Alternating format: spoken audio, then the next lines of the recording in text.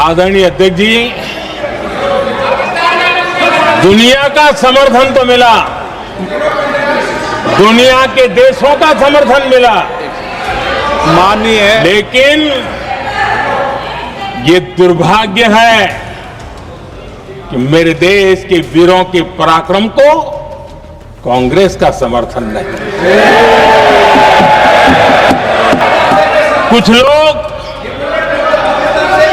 सेना द्वारा दिए गए तथ्यों की जगह पाकिस्तान के झूठ प्रचार को आगे बढ़ाने में जुटे हुए हैं। नमस्कार, मैं हूं अभिषेक त्यागी। बड़ी दिलचस्प बात है कि जिस वक्त ऑपरेशन सिंदूर हुआ और भारतीय सैनिकों ने पाकिस्तान को खदेड़ा, न केवल खदेड़ा बल्कि घर में घुसकर जिस तरीके से पाकिस्तान के सैनिकों को मारा, उनके एयरबेस को तबाह किया, उस वक्त एक तरफ पूरा हिंदुस्तान जश्न मना रहा था, भारतीय सेना के इस शौर्य के जश्न मना रहा था। प्रधानमंत्री नरेंद्र मोदी बोल रहे थे कि भारतीय सेना ने बहुत बड़ी कामयाबी हासिल करी है पाकिस्तान के खिलाफ। तो कुछ लोग भारत में इस तरीके के भी थे जो ऑपरेशन सिंदूर के भी सबूत मांगते थे और ये सवाल खड़े करते थे कि भैया सबूत दिखा दो, क्योंकि कुछ राजनीतिक दलों का ये काम है, हम नाम नहीं लेंगे, कुछ राजनीतिक दलों का ये काम है कि सेना के शौर्य पर भी वो सवाल खड़े करते हैं और ये बोलते हैं कि सबूत दे दो। लेकिन सबूत अगर उस देश की तरफ से आए जहां पर ये ऑपरेशन हुआ तो मजा दोगुना हो जाता है। प्रधानमंत्री मोदी ने जो बात ऑपरेशन सिंदूर के वक्त कही थी कि हमने पाकिस्तान के सैनिकों को मारा, हमने उनके आतंकियों को तबाह किया, हमने कई एयरबेस को तबाह किया, जो बात प्रधानमंत्री मोदी उस वक्त बोल रहे थे, आज वही बात पाकिस्तान बोल रहा है। आज ऑपरेशन सिंदूर का सच भारत नहीं कह रहा, आज ऑपरेशन सिंदूर का सच प्रधानमंत्री नरेंद्र मोदी नहीं बोल रहा है, आज ऑपरेशन सिंदूर का सच पाकिस्तान के नेताओं की जुबान से सामने आया है। और जब ये सच बाहर आया तो पूरा हिंदुस्तान नहीं, पूरी दुनिया ये कहने लगी कि वास्तव में ऑपरेशन सिंदूर में पाकिस्तान की हालत क्या हुई थी, ये समझने लायक है। आप चाहे पाकिस्तान के राष्ट्रपति की बात करिए, क्योंकि उनका बयान भी आपको हम दिखाएंगे, और चाहे बात उनके विदेश मंत्री की करिए, दोनों के बयान पर चर्चा होगी। दोनों ने यह माना है कि ऑपरेशन सिंदूर के वक्त पाकिस्तान की हालत क्या हो गई थी। और किसी भी देश का राष्ट्रपति और विदेश मंत्री बहुत अहम जिम्मेदारी से बोलते हैं, बहुत जिम्मेदारी वाला पद होता है। और अगर ये दोनों लोग ये बोल रहे हैं, ये मान रहे हैं, सच कबूल रहे हैं कि ऑपरेशन सिंदूर के वक्त पाकिस्तान के हालात कैसे थे, तो आप अंदाजा लगा सकते हैं कि प्रधानमंत्री का जो वो बयान था ऑपरेशन सिंदूर के वक्त, वो सच है। जो विपक्ष लगातार सवाल खड़े कर रहा था, वो विपक्ष जो ऑपरेशन सिंदूर के मांग रहा था सबूत, आज उस विपक्ष को ये बात सुननी चाहिए, देखनी चाहिए, तो ये जरूरी है। अब सबसे पहले मैं आपको बयान सुनवा देता हूं, उसके बाद में मेरे साथ अश्वनी सर मौजूद हैं जो लगातार इस मामले पर नजर बनाए हुए थे। सबसे पहले बात इशाक डार के उस बयान की करते हैं जिसकी इस वक्त चर्चा है। इशाक डार ने कहा कि भारत ने बेहद कम समय में पाकिस्तान में एक साथ बड़ी संख्या में ड्रोन भेजे थे। ऑपरेशन सिंदूर के दौरान 36 घंटे के अंदर ही 80 ड्रोन पाकिस्तान की सीमा में दाखिल हुए थे। उन्होंने कहा कि भारत ने 10 मई की सुबह नूर खान एयरबेस पर हमला किया था। ये उन्होंने कहा कुल 11 एयरबेस को निशाना बनाया गया था। इन एयरबेस में नूर खान एयरबेस भी शामिल था और पाकिस्तान के कई लड़ाकू विमान नष्ट कर दिए गए थे। ये बात मानी है इशाक डार, ये विदेश मंत्री हैं और बड़ी अहम पद है, बड़ी अहम जिम्मेदारी से बोलना होता है। और इन्होंने बात मानी है कि कई जो थे वो एयरबेस जो थे वो निशाना बनाया था और कई लड़ाकू विमान नष्ट कर दिए गए थे। अब चर्चा करते हैं जो इनके राष्ट्रपति हैं आसिफ अली जरदारी जी की। जरदारी साहब का भी बयान आपको बता देता हूं, फिर चर्चा करेंगे। जैसे उन्होंने एक कार्यक्रम में स्वीकार किया कि भारत की कार्रवाई को देखते हुए उस समय पाकिस्तान के शीर्ष नेतृत्व में एक डर का माहौल था। भारतीय सेना ने अपने ताबड़तोड़ हमलों से स्थिति को इतना खौफनाक बना दिया था कि जरदारी के मिलिट्री सेक्रेटरी ने उन्हें अपनी सुरक्षा के लिए बंकर में जाने की सलाह तक दे डाली थी। समझ रहे हैं ना, कितना भारतीय सेना का शौर्य समझिए। भारतीय सेना की लड़ाकों की जाबाजी समझिए कि पाकिस्तान में हालात इस तरीके के पैदा कर दिए थे कि डरने लगे थे। सेना के सेक्रेटरी बोल रहे थे कि जरदारी साहब बंकर में घुस जाओ वरना भारतीय सेना छोड़ेगी नहीं। ये खुद जरदारी साहब ने कबूल किया है सच। ये बात ना भारत बोल रहा है, ना हम बोल रहे हैं, ना प्रधानमंत्री नरेंद्र मोदी बोल रहे हैं, ये बात पाकिस्तान के राष्ट्रपति और विदेश मंत्री बोल रहे हैं। तो आप आज सच पाकिस्तान की जुबान से, उसकी धरती से बाहर आया है। अश्वनी सर मेरे साथ मौजूद हैं। अश्वनी सर, अब तो प्रधानमंत्री नरेंद्र मोदी भी नहीं बोल रहे, भारत भी नहीं बोल रहा है, कोई बीजेपी का नेता भी नहीं बोल रहा है, ये तो कबूलनामा खुद पाकिस्तान के नेताओं की तरफ से हुआ है। अब कहां जाएंगे सवाल खड़े करने वाले? और पाकिस्तान के दोनों नेताओं के इस बयान को आप कैसे देखते हैं सर, बताइएगा एक बार। और देखो, दूध का दूध और पानी का पानी, ये सच्चाई थी। और अब तो खैर उनके प्रेसिडेंट ने भी माना है और डिप्टी प्राइम मिनिस्टर जो इशाक दार है उनकी अगर आप दोनों की बात सुने तो आपको कोई शक नहीं रहता। देखो, जब पहलगांव के अंदर हमला हुआ था, जब 26 निहत्थे लोगों को मारा गया था धर्म पूछ के, भारत ने हमला तो करना था और प्राइम मिनिस्टर मोदी ने कह दिया था कि बहुत बड़ी गलती की, हम इसका बदला लेंगे। और ये मिलिट्री जो ऑपरेशन 4 दिन में हमने किया था, इसमें पाकिस्तान के घुटने टिक गए। देखो, ये सच्चाई है कि जो 6-7 की रात थी उसमें हमने इनके 9 टेरर इंफ्रास्ट्रक्चर को बर्बाद किया।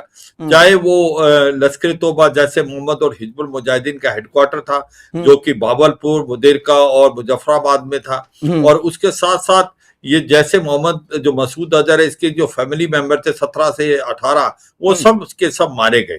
तो ये सच्चाई है कि जो पाकिस्तान का टेरर इंफ्रास्ट्रक्चर बिल्कुल नष्ट कर दिया उस दिन। और उसके बाद पाकिस्तान ने हमला करने की कोशिश की, उसने अपने ड्रोन, रॉकेट, मिसाइल भेजने की कोशिश की, मगर जो हमारा एयर डिफेंस सिस्टम जो मल्टी लेयर्ड है, जिसके अंदर S-400 भी था, आकाश तीर भी था, बरक मिसाइल भी थी, जो हमारी जॉइंट प्रोडक्शन भारत और इजराइल की L-70, ZU-23M बैरल, उन्होंने इनको सब रोक दिया। कुछ एक भी कोई चीज भारत के स्पेस के अंदर भारत में नहीं है। और इसका हमने फिर बदला लेना था। हमने रात 9-10 को जो इनके ऊपर हमला किया, और इसके जो 11 फ्रंट लाइन एयरफील्ड है उनमें हमने बर्बाद कर दिया। उसके अंदर आप देखिए सरगोदा भी है, नूर खान भी है, जकोबाबाद भी है, बुलारी भी है, रहीमिया खान भी है, स्कार्दू भी है। और ऐसा हुआ कि वहां पर बुलारी में तो इनका एवेक्स था जो कि एक प्रकार से हैंगर में था, वो बर्बाद हो गया। 4 से 5 एयरक्राफ्ट जमीन पे बर्बाद हो गए। तो ये सच्चाई है। इनके रनवे नॉन ऑपरेशन हो गए, कमांड एंड कंट्रोल सिस्टम और जो ATC वो बर्बाद हो गए। ये 11 में से 9 ऐसे एयरफील्ड है वो जो अभी तक ऑपरेशन नहीं हुए, और देखिए 6-7 महीने से ज्यादा हो गया इसको। तो ये सच्चाई है कि इसको कबूल करना मुझे लगता है कि अब कबूल किया, मगर भारत ने तो पहले ही इनको एविडेंस दे दिया था पूरे वर्ल्ड को। हमने तो उनकी फोटो दी है कि पहले क्या था, वीडियो रिकॉर्डिंग दी है, हमने सैटेलाइट इमेजरी दी है कि पहले वहां क्या था, और भारत की फौजों ने जब हमला किया तो उनकी हालात क्या थी। ये पाकिस्तान वाला थोड़ी है कि किसी कि हम जो बोल रहे हैं वो एक सोशल मीडिया से दिया। भारत ने कॉन्क्रीट एविडेंस पूरी वर्ल्ड कम्युनिटी को दिया था कि हमने पाकिस्तान के घुटनों पे ला दिया। और 4 दिन में पाकिस्तान को समझ नहीं आ रही थी करें क्या क्या, वो गिड़गिड़ाए। और पाकिस्तान के डीजीएमओ जो थे वो गिड़गिड़ा के भारत के डीजीएमओ कहा कि अबे हमें बहुत मार पड़ चुकी है, अब हम आगे नहीं लड़ सकते, कृपा करके सीज फायर। तो भारत ने इसीलिए सीज फायर माना। और ये भी कहीं ना कहीं बात आती है कि भारत जब इतना जीत रहा था तो क्यों सीज फायर माना। देखो, इसमें भी हमें यह समझना पड़ेगा कि आपको ये देखें कि दलदल है लड़ाई, इसमें अंदर बढ़ना आसान है पर निकलना मुश्किल है। अभी रशिया यूक्रेन वार अभी तक खत्म नहीं हो रही, इजराइल हमास को भी टाइम लग गया। भारत इकोनॉमिकली डेवलप्ड कंट्री बनना चाहता है 2047 तक। अगर उसको बनना है तो उसका जो जीडीपी 8 से 9% चलना चाहिए। मगर आप लड़ाई में किसी के साथ इन्वॉल्व होंगे, वो तो खत्म हो जाएगा, तो आपकी इकोनॉमी को भी तो हिट करेगा।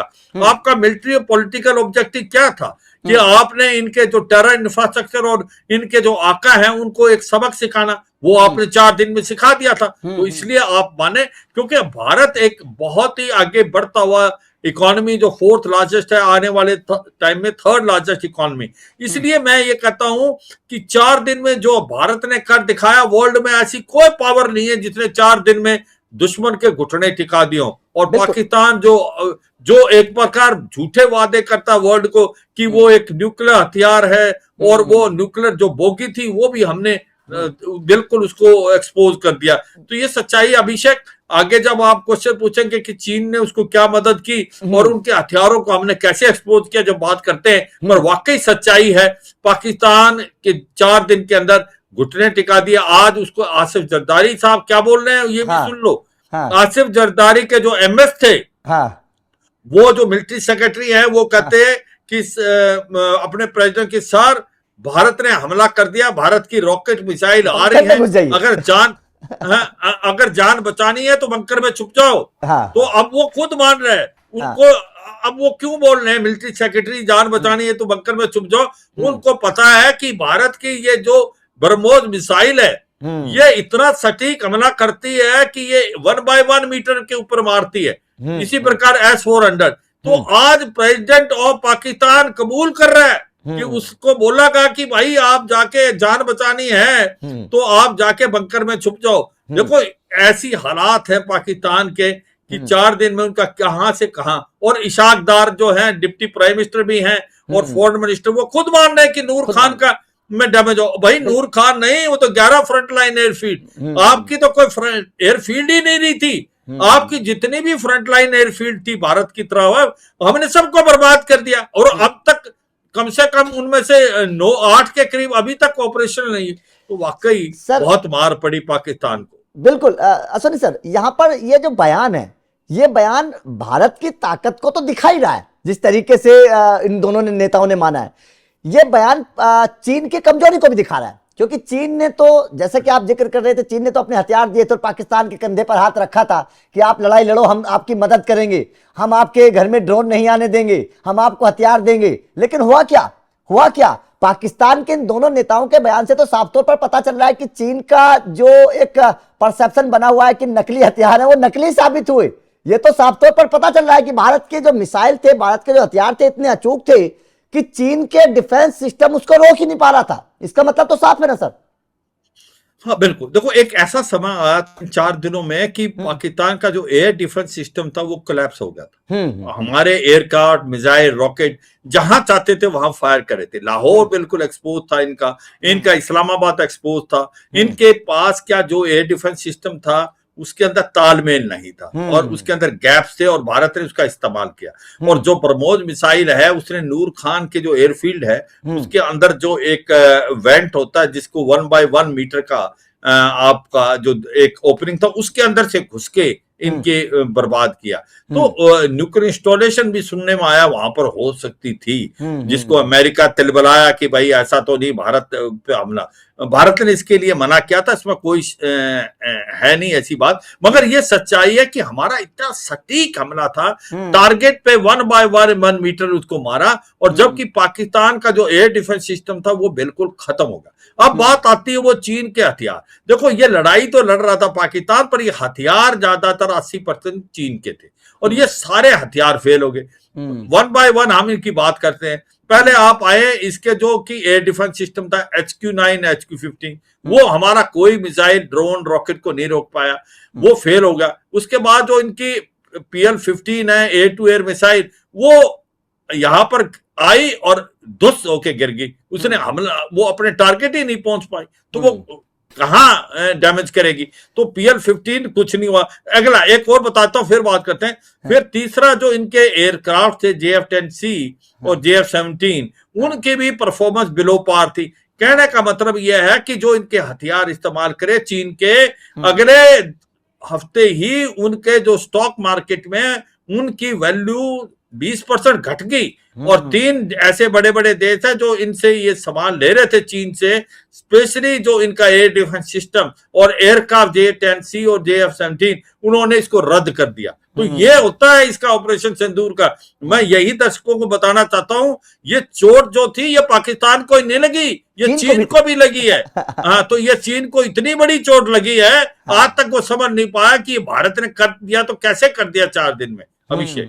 बिल्कुल सर, आपने सही बोला है। और देखिए, इसकी तस्वीर तो सामने आई थी किस तरीके से राजस्थान और हरियाणा के कई गांवों में हमने देखा, खेतों में पड़े हुए थे चीन के वो हथियार जो थे, वो ऐसे फुस होकर पड़ गए थे। तो जाहिर तौर पर है।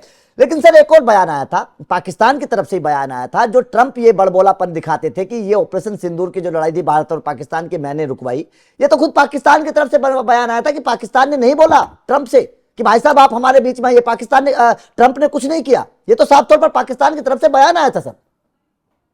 हाँ बिल्कुल, देखो ये सच्चाई है कि डोनाल्ड ट्रंप साहब बार बार इस चीज को कहते हैं कि भाई उसने 8 से 9 वर्ल्ड के लड़ाइयां रुकाई। हाँ मैं मानता हूँ कुछ लड़ाइयां उसने रुकाने में फायदा दिया है। कोसोवा सेरेबिया की लड़ाई है, सूडान कोंगो की लड़ाई है, अजरबैजान आर्मेनिया की लड़ाई है, थाईलैंड कंबोडिया की लड़ाई है, और कहीं ना कहीं इजराइल ईरान की लड़ाई है। मगर जो भारत और पाकिस्तान की लड़ाई, उसमें इसका कोई लेना देना है। वो बार बार इस चीज को दोहरा रहा है। हमें प्राइम मिनिस्टर मोदी ने भी उसको क्लियरफाई किया पार्लियामेंट में भी कि भाई भारत के अन्य रोकी लड़ाई, क्योंकि जो पाकिस्तान का जो डीजीएमओ है वो भारत के डीजीएमओ से गिड़गिड़ाया है, और भारत भी नहीं चाहता लंबाई को, क्योंकि हमें अपनी इकोनॉमी पे ध्यान देना है। हम फास्टेस्ट ग्रोइंग इकोनॉमी है वर्ल्ड की, इससे तो हम नहीं चाहते थे। तो इसलिए हमने ये साफ सुथरे में, और मुझे बड़ा दुख की बात है कि कहीं अपनी पॉलिटिकल पार्टीज भी ये गलत अफवाहों में आ जाती है वर्ल्ड की। हमने डोनाल्ड ट्रंप को बार बार ये एक्सपोज किया है वर्ल्ड में कि भाई डोनाल्ड ट्रंप का इसमें कोई रोल नहीं है, हम कोई थर्ड पार्टी मीडिएशन नहीं कराते हैं, और हमने ये इसको इतनी बार है। तो अब कहीं ना कहीं पाकिस्तान ने भी इसको माना है कि भाई हमने कोई उसको रिक्वेस्ट नहीं की। तो ये सच्चाई है इसमें। तो अब साफ सुथरे शब्दों में ये चीज बात मानी जाती है कि ये भारत और पाकिस्तान की लड़ाई जो है वो लुकी है, क्योंकि पाकिस्तान के डीजीएमओ गड़बड़ाए। इसके अंदर अमेरिका का कोई हाथ नहीं है और डोनाल्ड ट्रंप का कोई रोल नहीं है। बिल्कुल सर, बिल्कुल। लेकिन अब पाकिस्तान की तरफ से जिस तरीके से बयान आए हैं दोनों नेताओं की तरफ से, मतलब साफ है कि ऑपरेशन सिंदूर का सच अब भारत को बताने की जरूरत नहीं है। पाकिस्तान ने खुद ऑपरेशन सिंदूर को लेकर कबूलनामा कर लिया है, सच पूरी दुनिया को बता दिया है। और ये केवल पाकिस्तान के लिए मार नहीं थी, ये चीन को भी एक सबक सिखाने वाली बात थी। जिस तरीके से चीन अपने हथियारों को लेकर बड़ी बड़ी बातें करता था, ऑपरेशन सिंदूर में भारत के जवानों ने बता दिया कि चीन के खोखले हथियारों से अब भारत डरने वाला नहीं है। तो आपका इस खबर पर क्या कहना है? पाकिस्तान के इस कबूलनामे को आप कैसे देखते हैं? कमेंट करके अपनी राय जरूर दीजिएगा।